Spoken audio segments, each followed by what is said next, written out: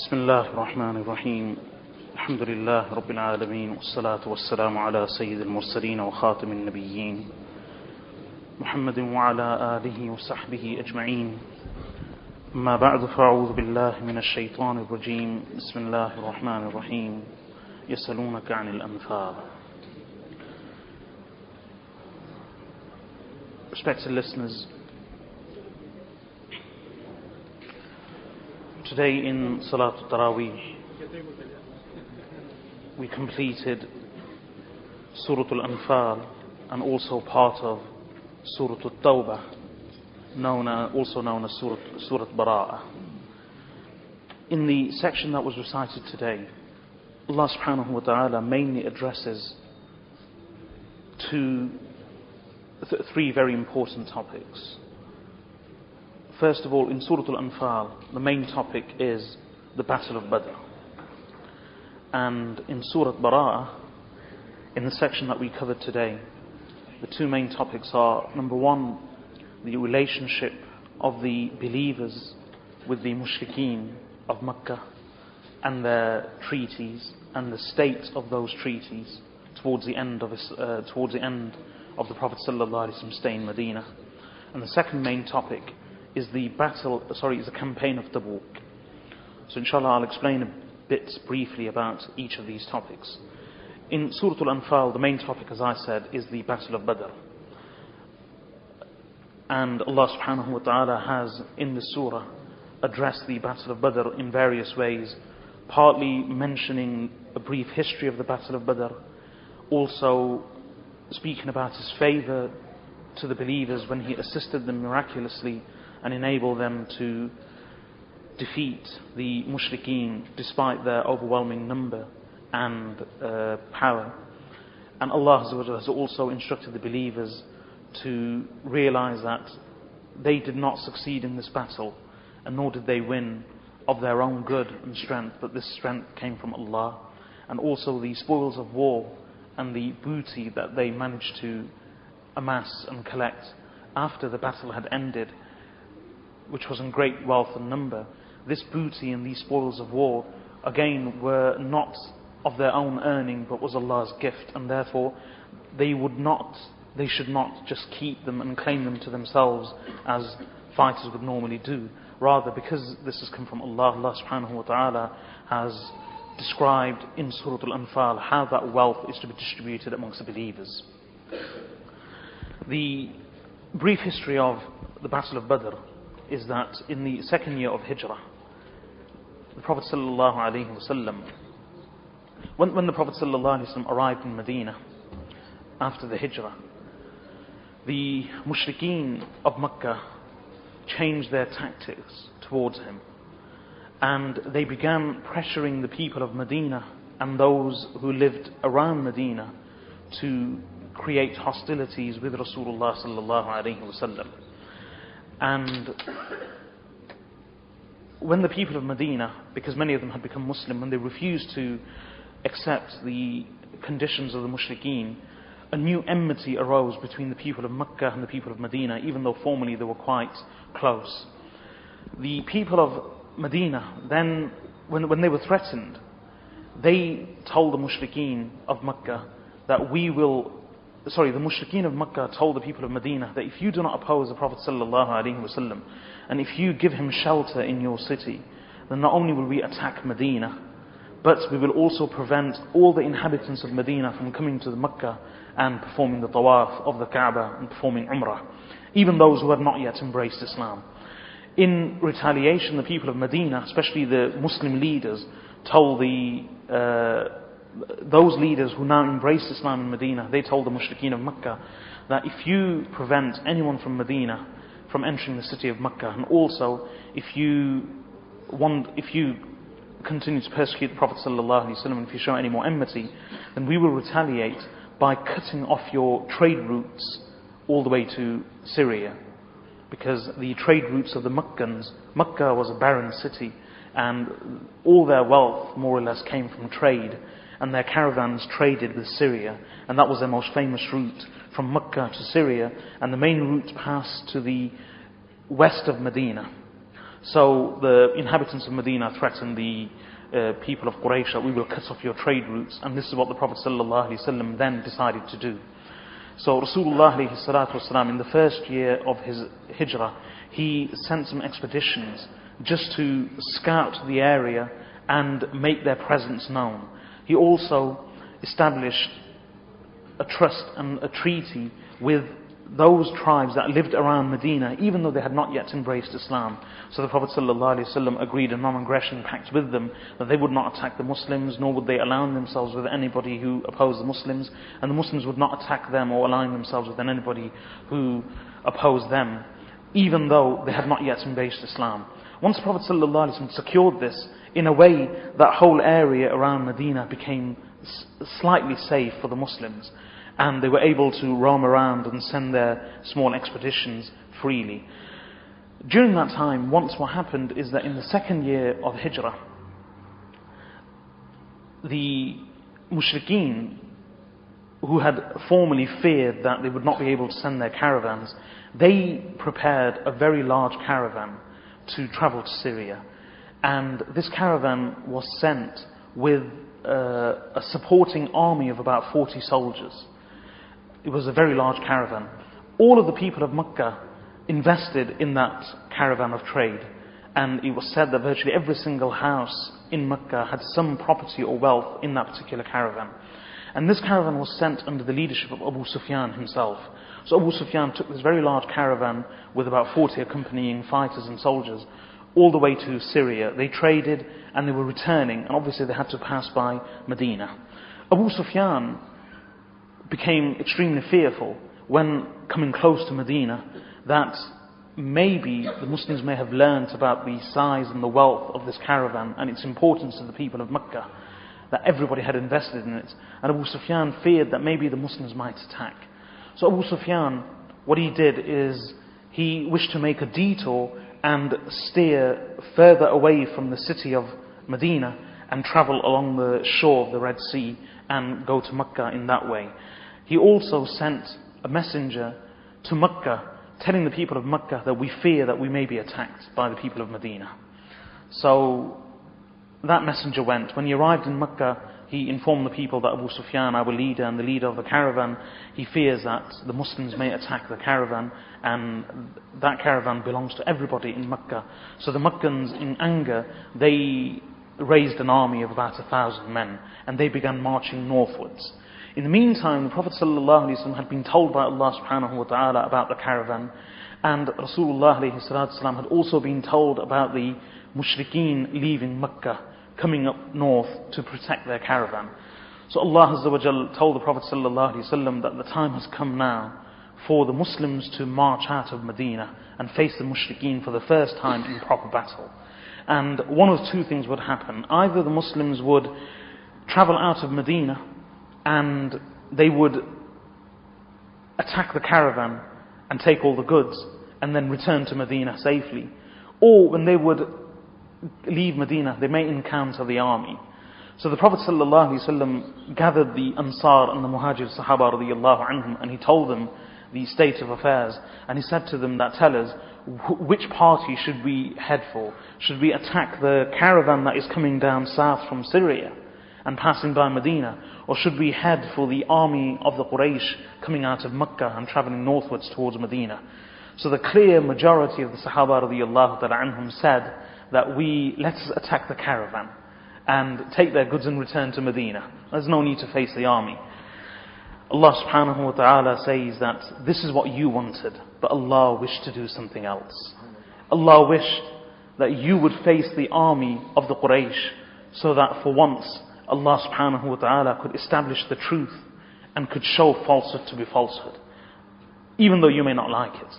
So the Prophet sallallahu alaihi wasallam was still discussing, and because he knew that Allah subhanahu wa ta'ala wanted the believers to face the army and not the caravan, when he was discussing this and most of the people said that, Ya Rasulullah, let us face the caravan and not the army, the Prophet sallallahu alaihi wasallam fell silent. And then he asked them again, and then the Sahaba radiyallahu anhum understood.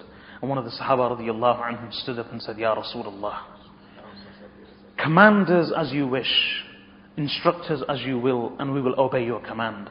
March with us all the way into the Red Sea, and we shall follow you.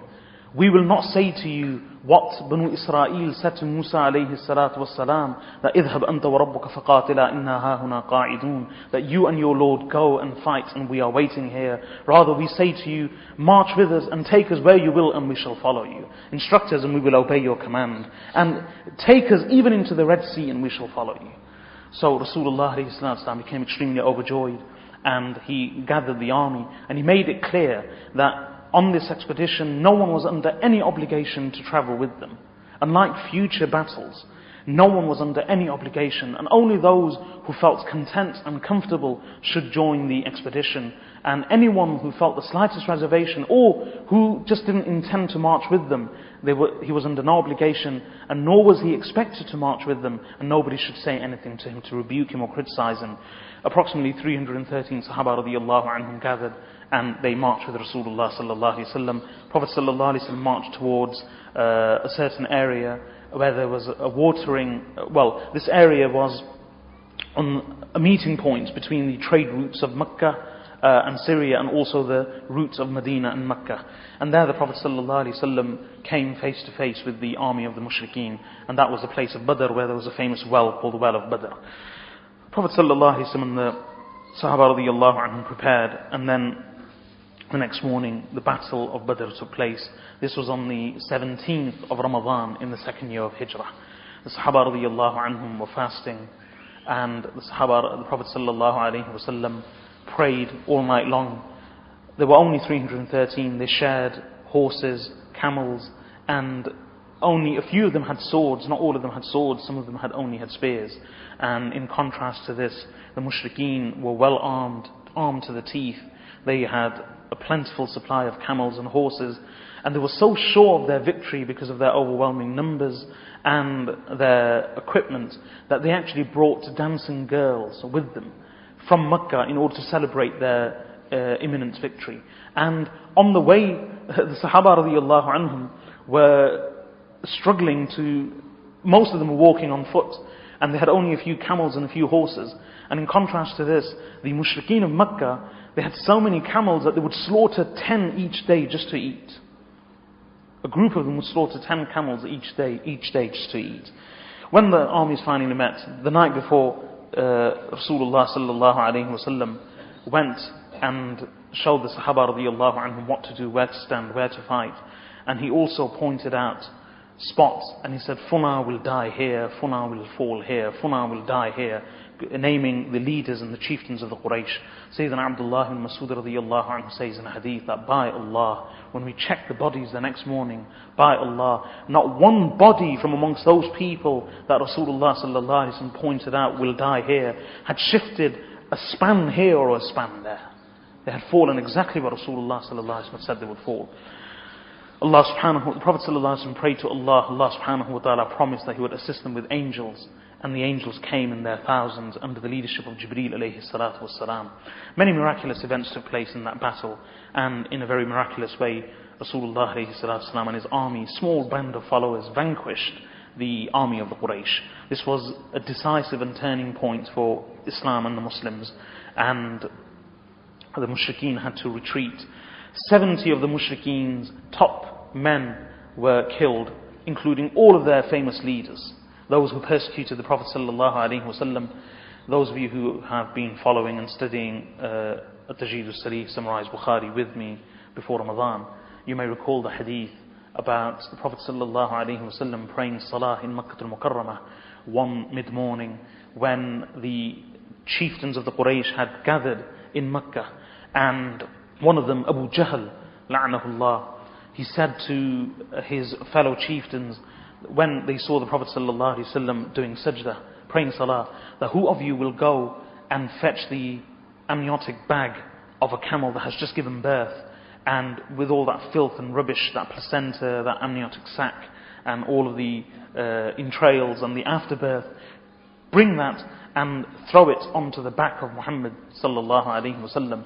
So one of them, the Khabith, went and he fetched it. And when the Prophet sallallahu alaihi wasallam went into sajda, he threw it on the Prophet sallallahu alaihi wasallam's back.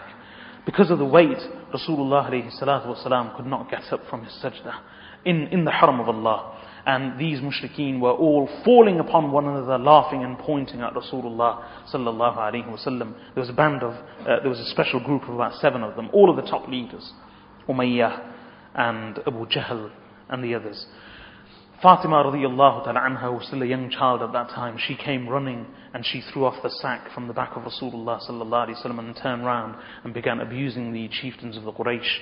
Rasulullah alayhi salatu wasallam then raised his noble hands and in front of the Kaaba prayed against these people, naming every one of them, Oh Allahumma alayka bi Abi Jahl, Allahumma alayka bi Umayyah, Allahumma alayka bi Funa.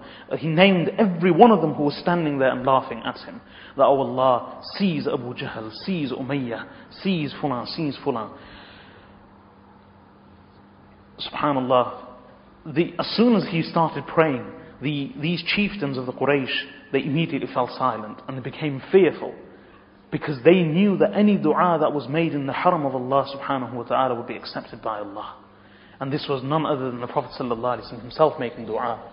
Allah accepted his dua, but the fruition of his dua, the manifestation of the Prophet sallallahu alaihi wasallam's dua was not till many, many years later in the Battle of Badr, where every one of those people whom he had named in that dua fell on that day. And the Prophet ﷺ pointed out where each one would die, and they were all killed. So the battle took place, and then the Muslims were victorious. They returned to Medina. Allah subhanahu wa ta'ala boasts of his favour in Surah Al-Anfal about how he assisted the believers and caused them to triumph over the disbelievers. Allah subhanahu wa ta'ala has also given instructions in the surah, especially in the beginning, as to how to distribute the wealth that the Muslims had gained after the Battle of Badr. And the spoils of war, this wealth, booty of war, is called Al-Anfal, and the whole surah has been named after that, i.e. the spoils of war gained from the Battle of Badr. Much more can be said, but I'll just mention that briefly. We then prayed Surah Al-Tawbah, part of Surah Al-Tawbah. Surah Al-Tawbah we will complete tomorrow, inshallah. And the section that we recited today, there are 2 main topics of that section. In the beginning of Surah Al-Tawbah, Allah subhanahu wa ta'ala speaks about Surah Al-Tawbah is a Madani surah, just like Surah Al-Anfal. Surah Al-Anfal is also a Madani surah. And Surah Al-Tawbah is a Madani surah, which was revealed very late, most likely, most of it was revealed in the 9th year of Hijrah. Unlike Surah Al-Anfal, which was revealed, most of it after the Battle of Badr. Surah Al-Tawbah was revealed most of it was revealed in the 9th year of Hijrah, and the main topic in the beginning of the surah deals with the treaty of the Muslims with the mushrikeen. Prophet ﷺ signed various treaties with the mushrikeen of Quraysh and Mecca and other tribes around Mecca and around Medina. However, these treaties were signed in the very early years of Islam, and with the mushrikeen of Mecca, the treaty had been signed in the 6th year of Hudaybiyah, known as the Peace Treaty of Hudaybiyah. But now circumstances had changed. Many of the mushrikeen, both the Quraysh and many of their allies, had reneged on articles of the treaty. Despite their assurances, they continued to harass the believers, and despite their promises and their oaths, they continued to violate articles of the treaty. So finally Allah subhanahu wa ta'ala, after the conquest of Mecca, because Mecca had been conquered in the 8th year of Hijrah, in the 9th year of Hijrah, Allah subhanahu wa ta'ala revealed new laws that about the treaties that the Muslims had signed with the mushrikeen, that some of them had been abrogated, and now because the mushrikeen continued to renege on parts of the treaty, their word was no longer honourable, and the Muslims should revoke the treaty with them, and Muslims should now finally give an ultimatum to the mushrikeen of Quraysh about how they would deal with how the Muslims would deal with them. So Allah subhanahu wa ta'ala has revealed a number of surahs in which Allah Azza wa Jal has mentioned the new articles of the treaty, the new conditions of the treaty, as well as how the Muslims are now to treat the mushrikeen, quite different and quite unlike the way they were treated before. Allah subhanahu wa ta'ala again speaks about His favour to the believers when He assisted them in various battles. These topics are mentioned.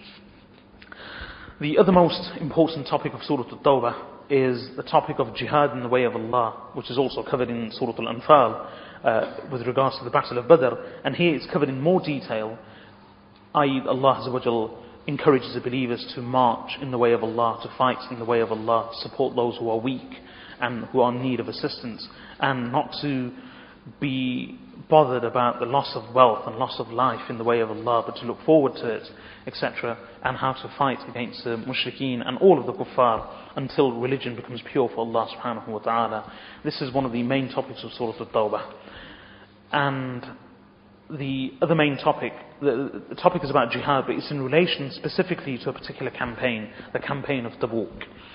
The campaign of Tabuk took place in the 9th year of Hijrah, and what had happened is that the Prophet ﷺ, having defeated the mushrikeen in and around Makkah and Medina, and having gained control over many of the tribes of southern Arabia, the Prophet ﷺ was still concerned about the activities of the northern Arabs. To the north of Arabia, there's a particular area which today covers most of Jordan and Lower Syria. That part of Arabia during the time of the Prophet ﷺ was inhabited by the Ghassanid Arabs. The Ghassanid Arabs were Arabs by race, but unlike the remaining Arabs of the Arabian Peninsula, they were not pagans. But because they lived very close to the Byzantine Roman Empire, they had become heavily influenced by the Byzantine culture and their religion. So these Ghassanid Arabs, although they were Arabs by race and they spoke the Arabic language, because they lived in that area which is mostly covered by Jordan today, they were very close to the Roman Byzantine Empire, which was in Syria. And they became Christians under the influence of the Byzantines. So they were actually Christians even though they were Arabs by race. And they hated the Muslims. And on numerous occasions they had planned to invade Medina from the north and put a stop to Islam and the movement of the Muslims. But they had never succeeded in doing so. But until that day, Rasulullah ﷺ and the Sahaba radiyallahu anhum had always prepared defensively for the protection of Medina against the northern Arabs.